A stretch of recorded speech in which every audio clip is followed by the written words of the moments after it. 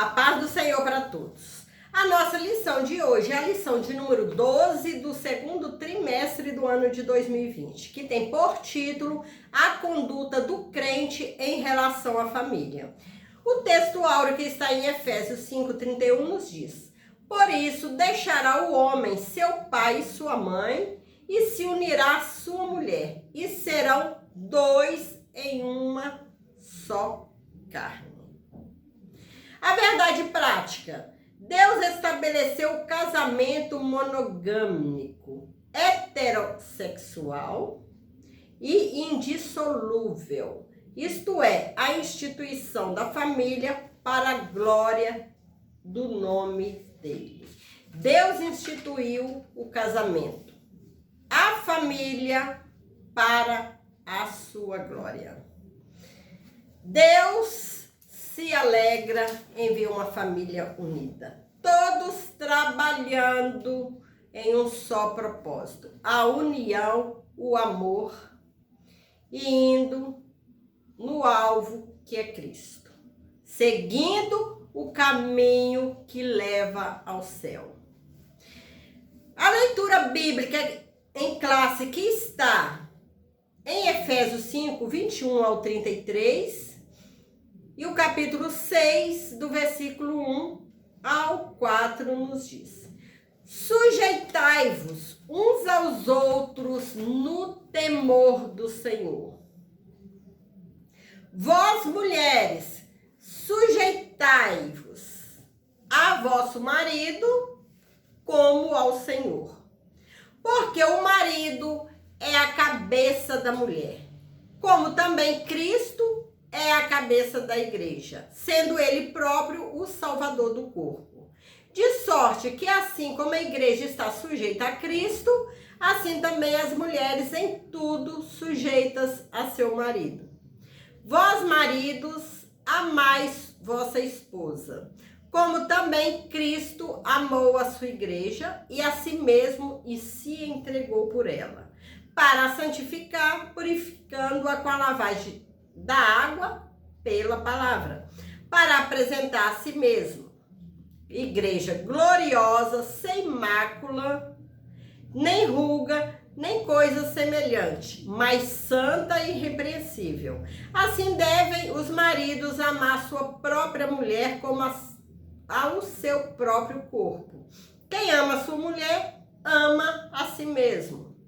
Porque nunca ninguém aborreceu a sua própria carne. Antes, a alimenta e a sustenta, como também o Senhor a igreja. Porque somos membros do seu corpo. Por isso, deixará o homem seu pai e sua mãe, e se unirá à sua mulher, e serão dois numa carne. Grande é esse ministério. Digo, porém, a respeito de Cristo e da igreja.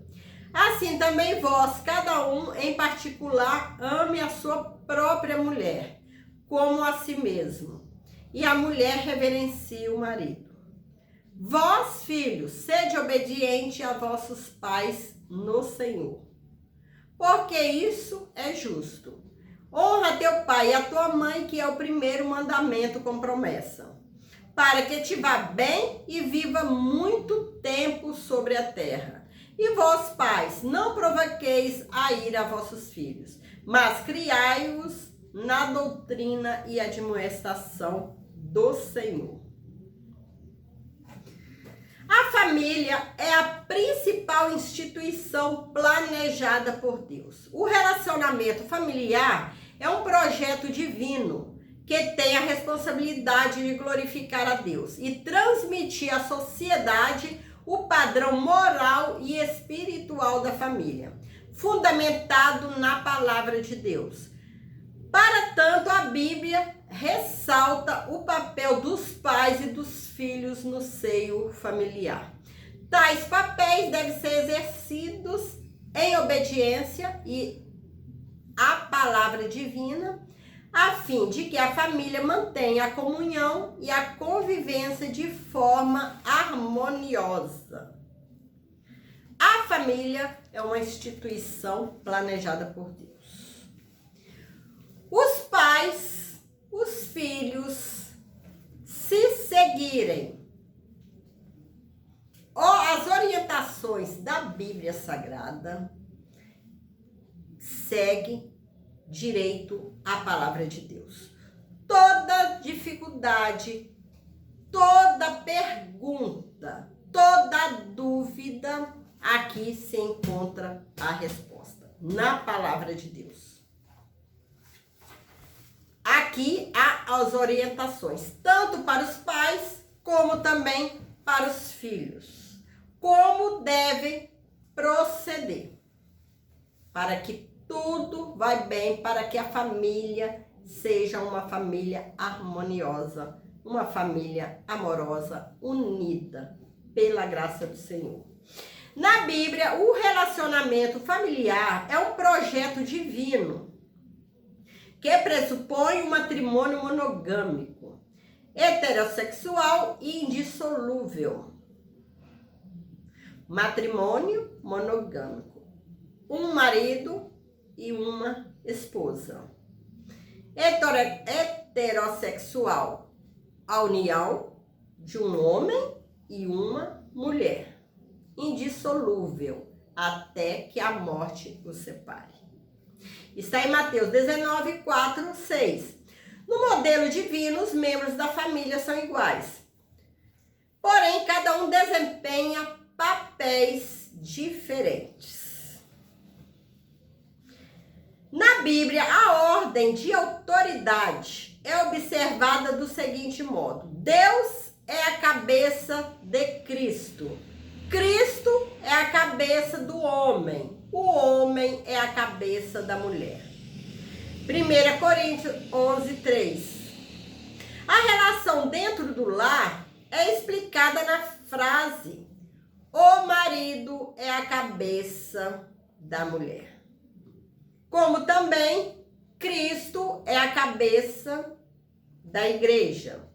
Ela mostra o modelo de relacionamento do casamento cristão. Isto é, o marido deve liderar a sua casa. Do mesmo modo como Cristo lidera a igreja, visando seu absoluto bem-estar. O marido é o líder da família. Cristo é o líder da igreja. Todos trabalhando para o bem-estar.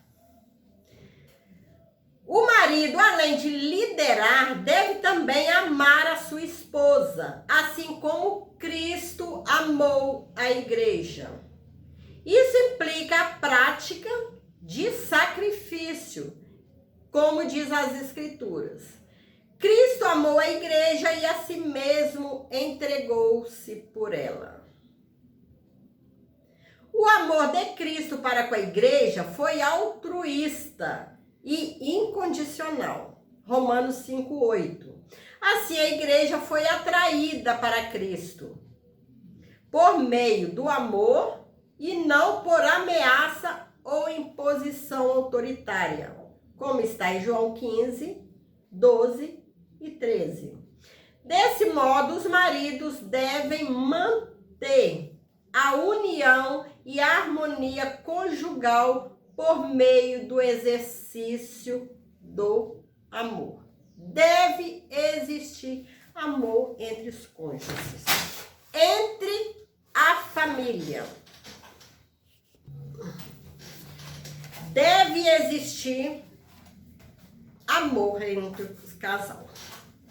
Sem amor é impossível manter uma família unida, uma família harmoniosa.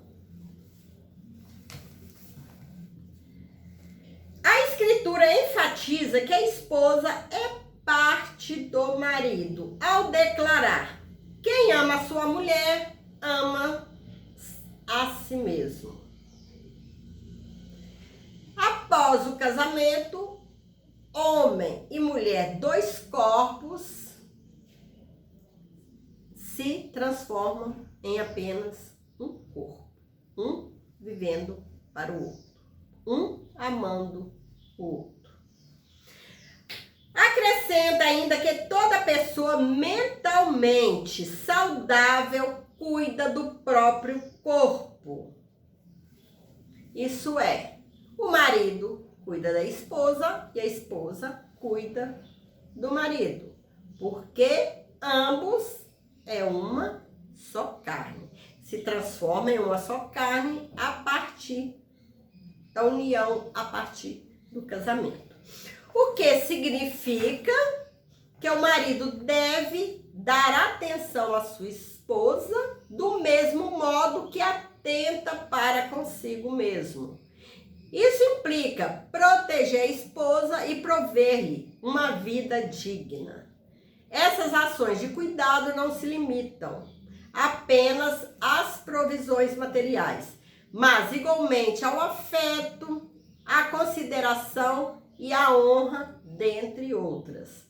Tal demonstração de amor deve ser sincera tanto em público quanto em particular, de modo permanente enquanto ambos viverem. De acordo com a analogia paulina, em relação ao matrimônio, a mulher casada é comparada à Igreja de Cristo. As Escrituras ensinam a sujeição de uns aos outros no temor de Deus. Nessa perspectiva, alguns exemplos de submissão são apresentados: das esposas aos seus maridos, dos filhos aos seus pais, dos servos aos seus senhores. No caso das esposas, a submissão deve ser assim como a igreja está sujeita a Cristo. Portanto, aqui não se trata de uma sujeição irracional ao domínio de alguém, mas voluntária e de grata aceitação do amor e do cuidado do marido. Por isso, nada há de depreciativo nessa conduta, pois retrata o alto nível de relacionamento entre Cristo e a sua amada igreja. Na cultura judaica, a mulher ocupava posição secundária e era parte da propriedade do homem. Gênesis 31, 14 e 15. Na sociedade grega, as mulheres eram tratadas como inferiores e as esposas eram escravizadas. No Evangelho de Cristo, as mulheres alcançaram uma posição de dignidade igual aos homens. Gálatas 3, 28. Ao conversar com a mulher samaritana, Cristo quebrou paradigmas da época e se pôs ao preconceito e se opôs ao preconceito e à discriminação, como está em João 4, 9 e 10. Portanto, a mulher cristã desfruta de plena liberdade em Cristo e não está sujeita a nenhum sistema de escravidão. Gálatas 5:13. O amor do marido para com a esposa deve ser altruísta. Esse amor serve ao propósito divino de capacitar a esposa a ser recíproca ao marido. O homem que assim se porta coopera para que a esposa o reverencie.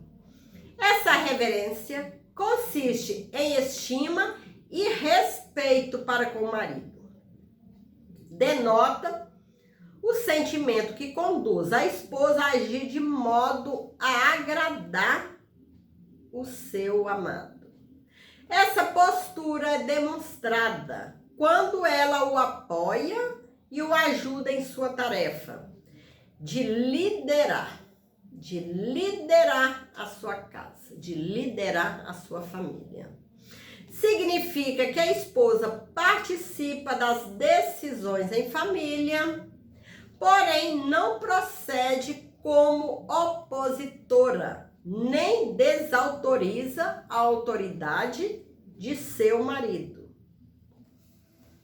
Ambos trabalham unidos. Paulo diz que as esposas devem se sujeitar a seu marido em tudo, assim como a igreja se sujeita a Cristo. A sujeição da igreja a Cristo envolve lealdade, fidelidade, devoção, sinceridade, pureza e também amor. Os pais devem criar os filhos na doutrina e admoestação do Senhor. A palavra doutrina significa orientação ou treinamento para o desenvolvimento do caráter e pronta obediência das normas. A palavra admoestação quer dizer instrução, advertência, que faculta a distinção do mal e do bem. São orientações dos pais dadas aos filhos. Por outro lado, os pais não devem abusar da autoridade recebida, pois eles devem educar com brandura e com amor, sem rigor excessivo ou imposições injustas, a fim de não incitar a ira de seus filhos. Os pais ensinar, orientar os filhos com amor, ensiná-los a diferença entre o mal e o bem, ensiná-los tendo orientação bíblica, orientação na palavra de Deus.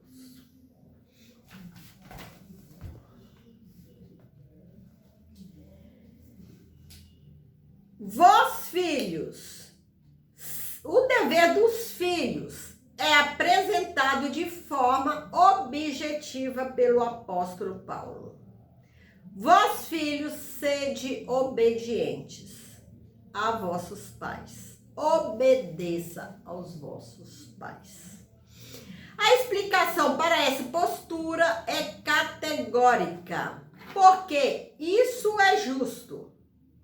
Ela segue a ordem natural divinamente estabelecida, pois Deus deseja que os filhos confiem na sabedoria de seus pais. Para ratificar esse ensino, o apóstolo Paulo cita o 5º mandamento: honra a teu pai e a tua mãe. Assim, os filhos devem obedecer e honrar seus pais. Logo, obedecer significa o que é ordenado. E honrar envolve amor, respeito e até mesmo o sustento em caso de necessidade. Portanto, a obediência é devido enquanto os filhos viverem sobre a tutela dos pais. E a honra é um dever para a vida toda. Aos filhos que obedecem e honram seus pais, uma promessa dupla lhe é assegurada. Deus, ele deixa a ordenança dos filhos obedecerem aos seus pais. Porém, segue com uma promessa: para que te vá bem e viva muito tempo sobre a terra. É a promessa de Deus para os filhos. Essas bênçãos incluem prosperidade exterior e uma vida longa, de muitos anos aqui na terra. Embora as dádivas espirituais estejam implícitas, a ênfase recai sobre os benefícios materiais. Significa que, ao obedecerem e honrarem a seus pais, os filhos submetem-se ao arbítrio de Deus, que, segundo o beneplácito da sua vontade, os recompensas com benesses especiais. Deus, ele prometeu bênçãos, aumento de dias aos filhos obedientes. Vós, filhos, obedeceis aos pais. Honra aos teus pais. Que Deus tem promessas em suas vidas, em nossas vidas. Deus é bom e Deus cumpre o que Ele promete. Deus não é homem de cumprir e não de prometer e não cumprir. Ele promete bênçãos e bênçãos na vida dos filhos obedientes. Deus é bom. Os filhos terão a sua formação moral e espiritual com base no modelo dos pais. Uma boa liderança dentro da família abrange 3 dimensões da vida dos filhos. A primeira dimensão alcança os filhos pela instrução, isto é, refere-se ao que dizemos para os nossos filhos. Os filhos estão atentos aos dizeres do pai. Os pais devem ser vigilantes ao abrirem a boca para dizerem qualquer coisa. Lembrando que nós somos exemplos para nossos filhos. A segunda dimensão é a influência, isto é, o que fazemos diante e para os filhos. A terceira dimensão é a imagem do que os pais são e mostram para os filhos no dia a dia. Lembrando que nós, pais, nós somos o espelho dos filhos. Os filhos, eles geralmente seguem aquilo que vê nos pais. Os filhos, eles olham muito o exemplo dos filhos, seguem o exemplo dos pais. Tudo que fazemos, devemos falar somente aquilo que a Bíblia nos ensina. Falar coisas corretas. Não falar palavras torpes. Lembrando que os filhos estão atentos a tudo que a gente faz, a tudo que a gente fala. Devemos ter aquele caminho reto de fidelidade, sinceridade, para nós termos autoridade moral, de chamar a atenção dos filhos quando eles erram, de orientá-los, de ensinar para eles, porque eles verão em nós o exemplo da vida certa, da vida em retidão. E os pais que andam erradamente terão dificuldade de educar os filhos, terão dificuldade dos filhos obedecerem e respeitá-los. Que essa palavra possa penetrar no coração de cada um. Que cada um, com a Bíblia Sagrada, possa ter as orientações de como seguir, de como orientar os filhos. Os filhos, como obedecer aos pais, amá-lo, honrá-lo. Aqui está a resposta de tudo. Chegamos à conclusão da lição de hoje. No modelo divino, todos os membros da família cumprem deveres específicos. O marido tem o dever de liderar e amar sua esposa. É um dever do chefe da família, que é o marido. A esposa tem o dever de submeter-se e respeitar a liderança de seu marido. Aos pais, o dever de educar seus filhos, segundo as Escrituras. Aos filhos, o dever de obedecer e honrar seus pais. Assim, o amor, o respeito mútuos e a prosperidade fazem parte da família, que se porta conforme Deus planejou. Que o Senhor possa continuar abençoando cada um, que cada um de nós possa continuar seguindo os mandamentos, os ensinamentos de Deus, que tudo está contido nesse livro santo, nas Escrituras Sagradas. Que Deus possa te abençoar, abençoar a tua família, que nós possamos andar em obediência para que Deus continue conosco, continue nos abençoando. Fiquem com Jesus e que Deus abençoe cada um.